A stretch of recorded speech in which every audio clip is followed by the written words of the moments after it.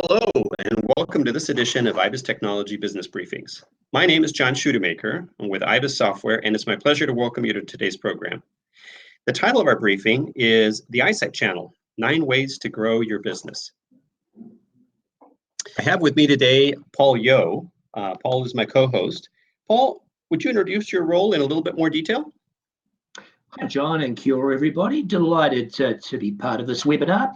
Yes, my role is with Tourism New Zealand. I'm the Industry Relations Manager there, and a key part of that role is looking after the Eyesight Visitor Information Network across the country.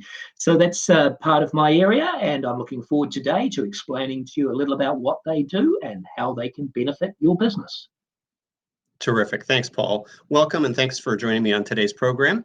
My name is John Schutemaker again. I work at IBIS Technology, and we'll talk a little bit more about that.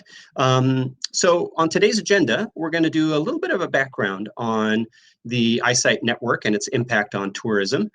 Then we're going to talk about how to work more effectively with your eyesights to help you grow your business. That's sort of the nut of what the agenda is about today. So we'll have some tips for you on that. And then stay tuned for a bit about IBIS technology at the end, because we'll show you how using IBIS, you can actually make the connection with your eyesight even more efficient and more effective. So without further delay, Paul, I'm going to turn it over to you. Thank you, John. A little bit about the Eyesight Visitor Information Network. It's been around a long time, around about 25 years. And originally conceived by Tourism New Zealand, we brought together around about 80-odd visitor centres that were scattered around the country, and we brought them together under the Eyesight brand. So that brand is owned excuse me, by Tourism New Zealand, and we almost franchise that in a certain way out to locations around the country. So about 81, they go from Kaitaia in the very north all the way down to Invercargill in the south. Now, all of these eyesights are independently owned. A good chunk of them are run by local government. Another proportion are operated by regional tourism organisations, and some of them are privately owned. But the one thing they have in common is they all provide impartial information. They all sell travel. They're all there to provide a service to both international visitors and domestic visitors. So quite an amazing number of people go through those doors each year. It's over 7.3 million visitors. Now, some of those visitors, particularly international visitors, can go through 8 or 9 or 10 individual eyesights as part of their New Zealand holiday. So they're going in, booking local product, local experiences, but often they're also booking travel leading into the next few days of their experience. So they could be booking product right across the whole country. A lot of value being generated here. Not only is there money crossing the tills in the actual eyesights, but the eyesights influence people. So even if people don't transact across the counter, they may take the information, they'll take brochures, they'll take the advice, and then they'll pop outside and they will use that information and book it further down, perhaps directly with suppliers. So there's a whole lot of impact that these eyesights make to the local economy. It's not just money across the till. There's a chart there which shows that money, how they influence that spending, and it's a massive influence on the overall GDP of regions across the country. So we're going to talk about 3 areas that you can actually make a difference with your eyesights, and we'll touch on each of these 3 things here. The first one is about making contact. Seems obvious, but many suppliers forget to do this. It's about having that face-to-face contact. Go into your local eyesight. Make yourself known, explain to the staff more about your product. And if it changes, keep them up to date. They want to be able to sell that with confidence, and the best confidence they can have is understanding the person behind the business so that they can absolutely clearly sell the benefits. They need to know about the pricing. They need to surely understand about the commission rates, and they want to be able to contact you if there is a particular issue they need some more information on, whether it's your website, whether it's your mobile phone. So contact is absolutely critical here.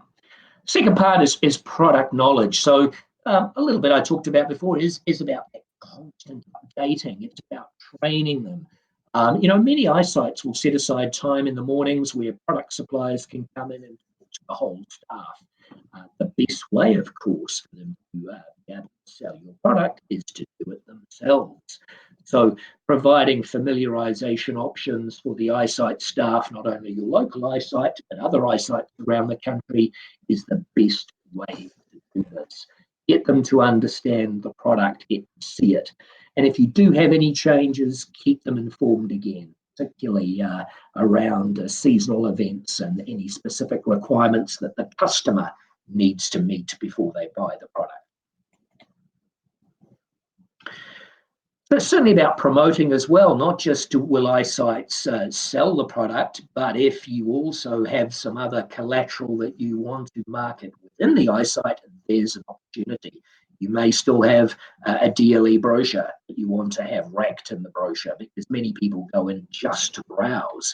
They don't go and talk to the consultants. They'll pick up material, they'll take it out and use it then. Many eyesights also have advertising opportunities where you may want to put a poster up or a video on their LCD screens. So many of these eyesights also have digital opportunities through their regional tourism organisations and can cover advertising sales opportunities. There's a link down there to the RTOs, the regional tourism organisations. There's 30 of those around the country. They're a very important part of the distribution chain as well. Great. Hey, thanks, Paul. That's terrific. So let's transition a bit and talk about how IBIS Technology helps to probably turn some of those tips into more efficient ways of keeping in contact and identifying what needs to be done at the eyesight. So IBIS is a business management platform for tourism companies. It's used both by tourism suppliers or operators and by agents and visitor information centers. It's a modular set of technologies, and it sits under a single database. And depending on your business, you can use one or more of those modules. The eyesight network uses IBIS extensively. Over 90% of the eyesights use IBIS as their ticketing solution on site. And as a matter of fact, Tourism New Zealand and the Visitor Information Network have standardized on IBIS as the platform for ticketing.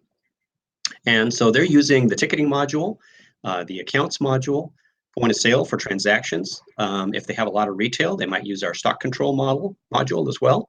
And they can do gift vouchers. So the other thing that happens as a result of this is that if you're an operator using IBIS, then the connection with the eyesight becomes really efficient. IBIS has an offering called IBIS Online Exchange, and it's essentially, it comes with the product. It allows you, the operator, to connect directly to the eyesight. And more importantly, the eyesight then can see real-time availability of your product. And as they're working with the traveler across the desk, they can book against that real-time availability without having to call you or manage other kinds of communications. It makes it really efficient for them and really efficient for you, because all of that information ends up both in their system for their records and in your system, so that you know in advance the bookings, and all of the information that's been gathered is entered into your IBIS system automatically. So let's take a look at how this works real briefly. This is the screen that the agent sees on their side. It's kind of got 4 quadrants. Up here in the upper left are all of the suppliers. And as you scan across to the right here, when you select a supplier, the products and details show up. Down below here is the customer screen, so all the customer data is gathered. And then down in the lower left here is specific information about that supplier for the front desk person working at the eyesight. It has contact information, address, and specific notes that they can use to help sell your product or help the traveler become aware of your product in more detail. So as you can see, this is where, connecting with your iSight and ensuring that A, you're listed in their supplier screen, and B, that any notes that they might have on you are accurate, and that the products that they're showing are also accurate. So I'm going to share with you a little video about how the online exchange works, so bear with me a moment.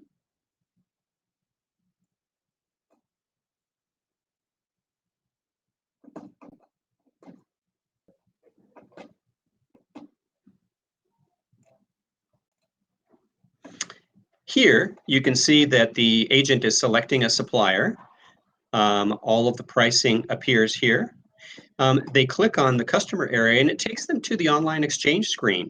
Here is where they'll enter the date. They can see your real-time availability for that date and that product. They'll select that. They can enter marketing information like where the customer's from, how did they hear about you. All of this goes into your system as well. And then they update the number of people that will be attending that product. They click on save, and all of that data is then entered back into their ticketing screen. And by the way, as soon as they complete the transaction, it's also entered into your IBIS information as well. So you have that as a booking on your site. Pretty slick.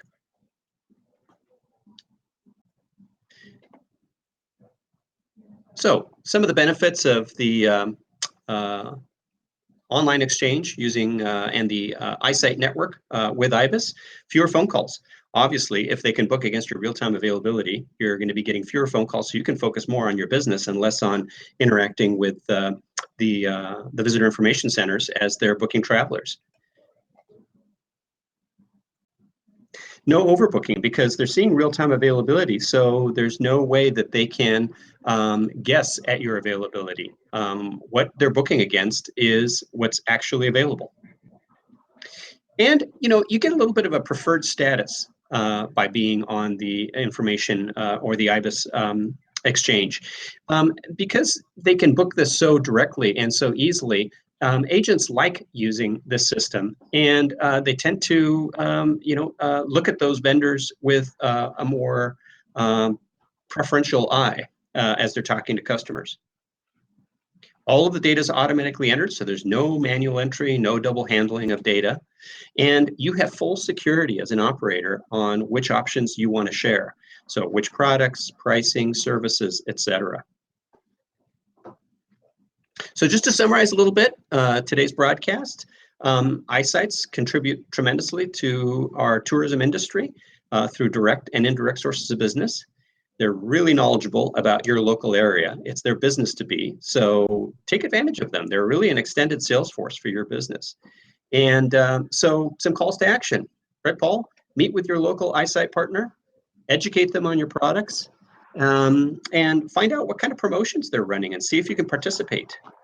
And finally, ensure your business is connected via the IBIS exchange. It's a really efficient way to do business. A little bit more information. Paul, I know that on the Tourism New Zealand website, you have a trade area, and there's some documents there.